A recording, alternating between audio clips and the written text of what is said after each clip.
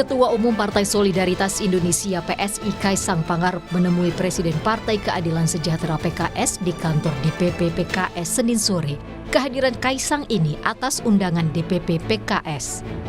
Padahal sebelumnya sempat terjadi ketegangan antara PSI dan PKS setelah Sekjen PKS Abu Bakar Al-Habsyi menyampaikan isu soal cawe-cawe Presiden Jokowi yang menyodorkan nama Kaisang maju di Pilkada Jakarta yang kemudian dibantah Jokowi dan Kaisang.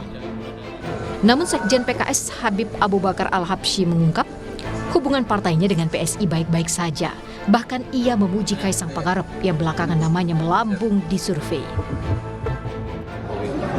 Di pilkada ini kan sudah biasa dia cawe-cawe mulai dari presiden sampai mana. Khawatir biasa. Jadi nggak ada masalah, biar aja.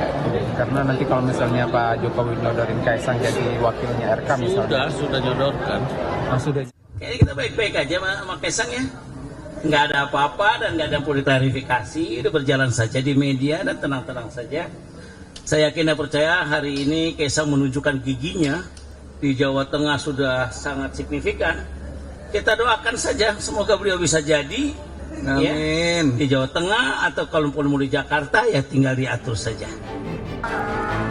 Pertemuan Kaisang Pangarep dengan PKS ini membahas Pilkada serentak 2024 dan membuka kemungkinan adanya koalisi di Pilkada November mendatang.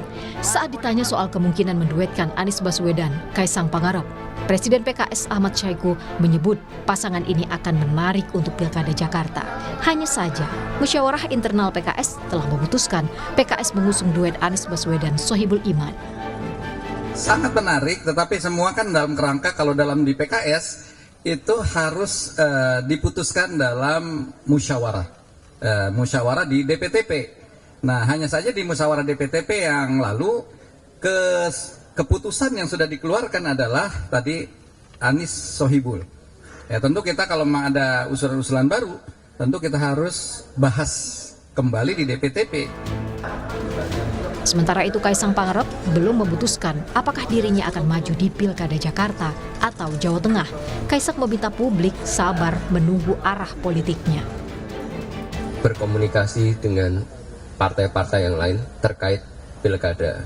Mengenai saya tadi, Jakarta ataupun Jawa Tengah, sabar. Seperti diketahui, Kaisang disebut-sebut akan maju pada Pilkada DKI Jakarta 2024. Meski begitu, belum ada keputusan resmi. Apakah Kaisang akan maju atau tidak? Di sisi lain, PKS telah mendeklarasikan pasangan Anies Sohibul di Jakarta. Lantas apakah pertemuan PSI dan PKS ini akan bermuara pada koalisi di Pilkada Jakarta? Tim Liputan Kompas TV. Apakah kehadiran Kaisang atas undangan Partai Keadilan Sejahtera membuka kemungkinan adanya koalisi di Pilkada Jakarta? Kita bahas bersama Direktur Eksekutif Parameter Politik Indonesia, ada Mas Adi Praitno. Mas Adi, terima kasih sudah meluangkan waktu untuk Rumah Pemilu. Mas Adi, komunikasi politik apa yang mau dimainkan atau mau ditunjukkan oleh Partai Solidaritas Indonesia lewat soannya ke PKS kemarin? Ya, saya kira ini akan menghilangkan kesan bahwa PSI dan PKS adalah musuh bebuyutan yang seakan-akan selama ini tidak bisa bertemu. Karena kalau kita lihat rata-rata secara umum, PSI ini kan adalah partai politik yang sejak awal begitu agresif dan bahkan menjadi partai politik yang paling keras kan mengkritik dari perilaku dan sikap politik PKS. Nah, yang kedua tentu ini sebagai upaya untuk melakukan komunikasi politik sebagai upaya untuk menemukan titik temu soal kemungkinan koalisi dua partai ini. Karena di berbagai tempat misalnya PSI ini kan dengan PKS sudah berkoalisi di Lebak misalnya. Kemungkinan juga di Bekasi juga akan terjadi antara PKS dan PSI. Bukan tidak mungkin di PKS sekalipun antara PSI dan PKS di Jakarta, kedua partai ini akan berkoalisi. Tapi kalau berkoalisi tentu akan bertanya-tanya siapa kira-kira sosok yang akan diusung oleh dua partai ini. Tapi yang jelas per hari ini proposal politik PKS itu seakan-akan sudah harga mati, yaitu soal kemungkinan duet antara Anies Baswedan dan Sohibul Iman. Jadi kalau PSI misalnya tertarik berkoalisi dengan PKS, suka tidak suka harus mengusung jagoan ini. Pada level itulah sepertinya PSI akan menemukan kesulitan karena apapun sangat kelihatan bahwa PSI itu punya intensi hanya ingin mengajak PKS berkoalisi dan belum tentu Anies diikut sertakan kalau kedua partai ini berkoalisi. Sementara publik tahu bahwa PKS ini kan cinta matinya ke Anies nggak hilang-hilang sampai hari ini. Jadi kalau kemudian PKS itu diberikan dua opsi, apakah tertarik berkoalisi dengan PSI tapi harus meninggalkan Anies, atau berkoalisi dengan Anies tapi harus menolak PSI, saya kira opsi yang kedua akan diterima oleh PKS, meninggalkan PSI dan lebih menerima berkoalisi dengan Anies Baswedan. Jadi saya kira di situ konteksnya. Pastinya akan banyak kerumitan-kerumitan ya, karena kalau bicara tentang Pilkada DKI Jakarta, saya kira PSI itu tidak bisa berdiri sendiri. PSI itu ada Jokowi, kemudian ada Kim yang ada di belakangnya yang saya kira akan menjadi barrier politik yang tidak akan memudahkan bagaimana koalisi dengan PKS itu akan segera terwujud ya, yang dilakukan oleh PSI. Karena kita tahu bahwa selama ini kan ada jarak psikologi politik yang cukup jauh antara PKS dengan Jokowi, termasuk dengan Kim.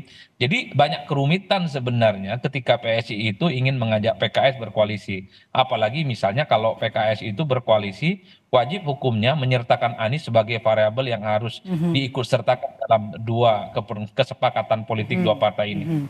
Kaisang PKS kian mesra jelang pilkada, Mas Adi, apakah Anda melihat ini sebagai upaya dari Kaisang untuk bisa menggoda pasangan yang sudah diusung oleh PKS di pilkada Jakarta, pasangan Anies Sohibul Iman? Ya kalau bicara soal goda-menggoda saya kira sangat kelihatan gitu ya. Karena memang kalau kita ukur rata-rata secara umum, per hari ini kan upaya-upaya untuk melobi PKS supaya tidak bersama Anies Baswedan itu sangat kelihatan. Beberapa waktu yang lalu misalnya PKS itu mengaku ditawari untuk menjadi calon wakil gubernur berpasangan dengan calon yang diusung oleh Kim, Ridwan Kamil. Bahkan sebelumnya PKS mengaku ditawarkan untuk menjadi posisi menteri di kabinet Prabowo dan Gibran. Ini kan proposal politik yang tidak mudah. Tentu dengan syarat kalau PKS berkoalisi dengan PSI, berkoalisi dengan Kim, yang ingin diinginkan oleh mereka supaya PKS itu tidak jadi untuk mengusung Anies Baswedan. Kan ini yang sebenarnya kita lihat ke depan, apakah iman politik PKS itu tetap solid, akan terus konsisten bersama Anies Baswedan, ataukah justru tergoda dengan tawaran-tawaran politik yang di luar bagaimana PKS itu mengusung Anies Baswedan, Mbak. Jadi ke depan saya kira ujian politik ada di PKS. Apakah PKS itu akan terus konsisten dan iman politiknya kokoh mendukung Anies Baswedan, atau justru PKS tertarik dengan godaan-godaan yang lain, tentu dengan syarat itu tidak bisa maju. Anda melihatnya PKS bakal tergoda nggak nih, Mas Adi? Sangat tergantung. Kalau proposal politik yang kemudian ditawarkan oleh PKS kepada Anies itu diterima, saya kira PKS tidak akan berpaling ke yang lain. Tapi kalau memang Anies Baswedan itu menolak proposal politik yang diusung oleh PKS, maka bukan tidak mungkin PKS ini akan berpaling ke tempat yang lain, berpaling ke PSI dan berpaling ke Kim. Karena PKS sepertinya tidak mungkin akan terus-menerus hanya sebatas menjadi kayu bakar politik Anies Baswedan. Karena kalau kita tahu misalnya dalam Pilgub Jakarta 2017, ini kan PKS cukup merelakan bagaimana partai ini sami'na wa ta'na tegak lurus ke Anies Baswedan tanpa harus menyertakan misalnya kader PKS jadi wakilnya Anies. Ini yang saya kira di 2024 PKS itu tidak mau hanya sebatas follower, PKS ingin tegaskan kepada Anies dan kepada siapapun sebagai partai pemenang pileg di Jakarta, wajib hukumnya bagi PKS, kader terbaik mereka Sohibul Iman itu bisa berkompetisi dan bertanding di Jakarta. Sejauh ini PKS hanya kelihatan sekali berpasangan dengan Anies Baswedan. Tinggal diuji apakah Anies tertarik dengan proposal politik PKS.